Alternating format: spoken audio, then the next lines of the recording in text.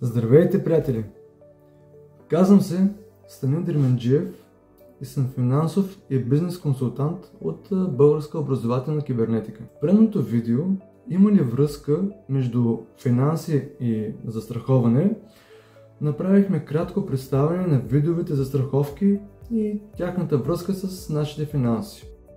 В това видео ще разгледаме по-подробно инвестиционните застраховки и как можем да се възползваме от предимствата, които дават те в нашето финансово планиране. Ако останете до края на това видео, ще научите какво представляват инвестиционните застраховки. Как да ги използваме като инструмент за натрупване на капитал, за нашите страни или като ефективно средство за предпазване на нашите спестени пари от инфлацията. Какво представляват инвестиционните застраховки? Вие сключвате договор с застраховател. Въз основа на този договор вие плащате на застрахователя годишни премии, да го кажем вноски, или внасяте еднократна сума за определен период от време. Застрахователят от своя страна купува с тези премии дялове под формата на акции и облигации в фондове, които инвестират в световната икономика. Застрахователят може пряко да контролира тези фондове чрез свое инвестиционно дружество или да не ги контролира, а на база на свои критерии да избере от съществуващите фондове без да съществява пряк контрол върху тях. По този начин, чрез плащането по договор към застрахователя на годишни премии или определени еднократни суми, вие се превръщате в инвеститор. Чрез посредничеството на застрахователната компания, която закупува с вашите средства дялове в съответните инвестиционни фондове. Има няколко важни момента, които е добре да бъдат споменати тук. Първо, много е важно избрания или избраните от застрахователя фондове, независимо дали той упражнява пряк или непряк контрол върху тях, да инвестират в световната икономика. Тоест, те да не са местни, така и локални, или да инвестират само в определен отрасъл от икономиката. Това е важно от гледна точка на диверсификацията на средствата на фонда или фондовете, за да може, ако в даден отрасъл на световната икономика се наблюдава криза, то другите отрасли да компенсират. Също така е важно фондът или фондовете да инвестират в доказани индустрии, които носят естествено дългосрочна полезност на хората, като енергетика, производство на електромакинска техника, здравеопазване, а не в индустрии, които са неутвърдени или тепърва навлизат в икономиката, като Facebook, Instagram и други. Не защото не са печеливши, а са с краткосрочна полезност. Без Facebook можем, но без здравеопазване едва ли ще изкараме дълго. Второ, периодът на договора обикновено е между 20 и 30 години, като тук се разчита на нарастване на производителността на световната икономика. Какво имам предвид? Икономиката е циклична и тя преминава през определени периоди на възход и спад, най-често през 7-8 години. Но като погледнем назад, за даден период, примерно последните 50-80 години или повече, ние виждаме, че като цяло световната икономика бележи възход. Или вие може да видите този ефект, когато отворите графиките на даден фонд, който инвестира в световната икономика, и да дадете примерно как се развива той последните 20 години. Ще забележите, че през интервали, както споменахме по-напред, от 7-8 години се наблюдават пикове и спадове по време на кризи. Но общата тенденция за 20 или повече години на развитие на фонда е винаги на нарастване. Именно това е възходът на световната икономика, който се дължи от една страна на нарастване на населението на Земята, което води до увеличаване на работната сила, а от друга на влизане на все по-усъвършенствани методи за производство, което пък води до повишаване на неговото количество и качество. Именно поради тези следствия определяме инвестиционните застраховки като един вид дългосрочни инвестиции за период от между 20 и 30 години.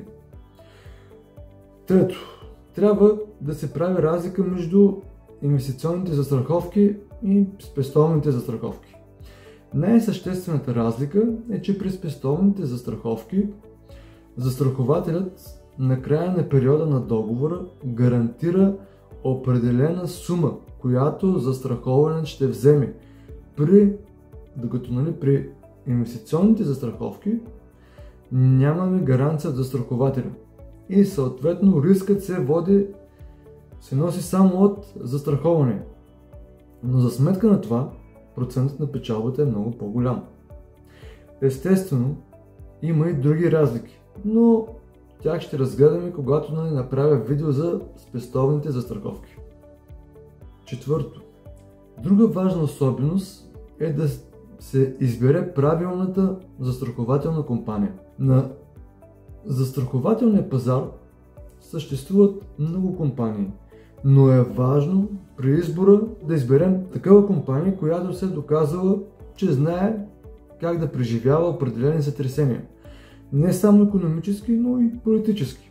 Имам предвид смяна на валути, разпадане на държави, световни войни, пандемии и други световни катаклизми. И успява да се грижи за поверените средства на своите клиенти. Някои компании на края на договора дават възможност на своите клиенти да не теглят наведнъж наличните средства, а да се възползват от опцията за рента, като ги получават за определен период на месечна база.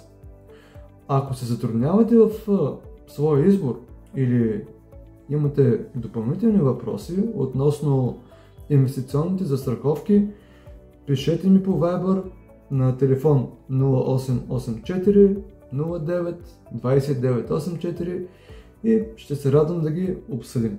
За какво може да ни послужат инвестиционните застраховки? Както видяхме, ние можем да определим тези застраховки като дългосрочна инвестиция, като очакван резултат след 20 и повече години.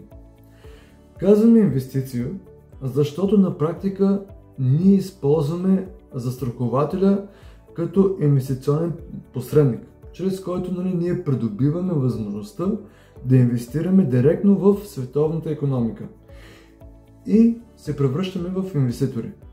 Има няколко ползи от тези дългосрочни инвестиции.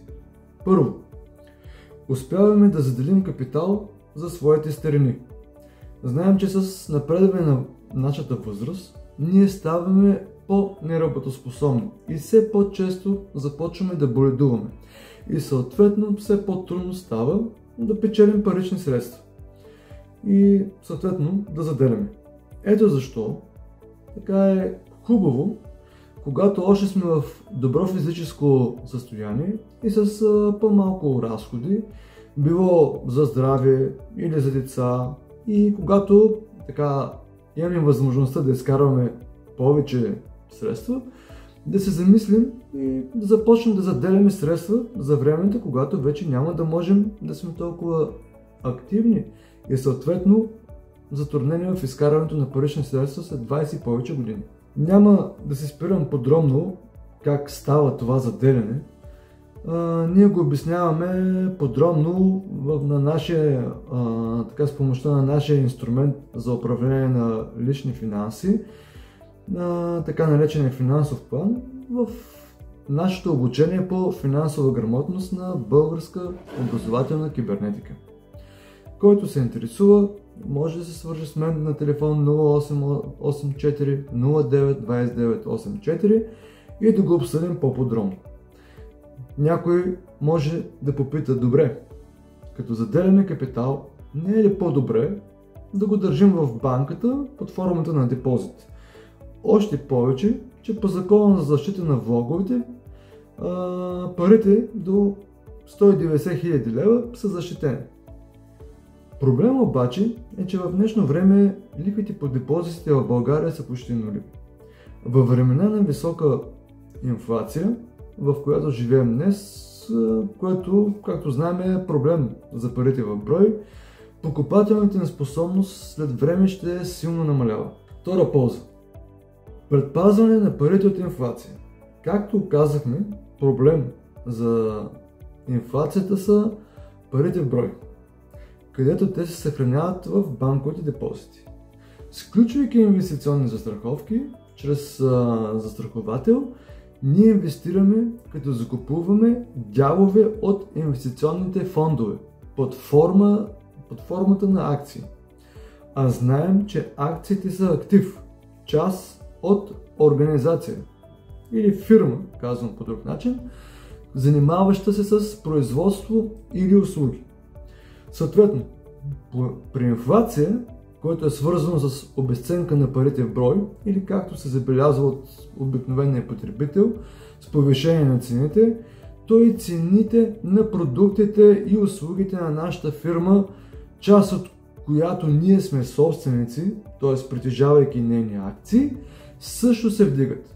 И по този начин се предпазват нашите вложения от обезценка. Инвестирайки в световната икономика, ние също така участваме в нейния растеж, като това води до увеличаване на нашите вложения с течение на времето, което по принцип е в противовес на нулевите лихви по депозити. Трета полза. Несеквестируемост и данъчни облекчения. Несеквестируемостта се изразява в това, че нашите средства, които влагаме в фондове чрез инвестиционни застраховки, не могат да бъдат запорирани под никаква форма от съда. Дори при развод и при осъждане на плащане за издръжка на деца или погасяване на кредит, тези средства пак си остават ваши, защото се водят застраховка и са защитени по силата на Кодекса на застраховането. Друга особеност е, че тези инвестиции чрез застраховател, както казахме, се водят застраховки и по клаузата на Кодекса на застраховането те носят и данъчни облекчения до 10% от годишните данъчни налози. И не на последно място, размера на тези инвестиции, също подобно на депозитите, има защита до 190 000 лева по Закона за защита на влоговете. Четвърта полза. Усвояване на полезни навици. Една от основните сентенции на науката, занимаваща се с изучаване на мозъка, неврология, е, че умът работи с навици. Хората, които започват да използват инвестиционните застраховки, бързо придобиват навика да се научават да заделят част от своя доход и да го инвестират.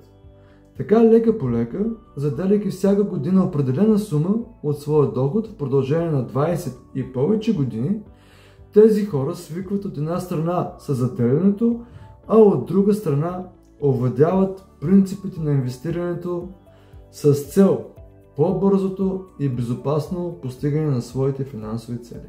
Има още много какво да се каже за тях, но целта не е да се дадат всички подробности, а важните неща, които да ви накарат да се замислите за една по-добра алтернатива на банковите депозити и придобиване на начални знания в сферата на инвестирането. За повече информация, така и подробности ми пишете и аз ще се радвам да съм от полза за тези от вас, които решат да направят тази малка за някой първа крачка, но носеща голяма полза за определен човек промяна. Благодаря ви за вниманието и очаквайте нови мои епизоди за отделните видове застраховки.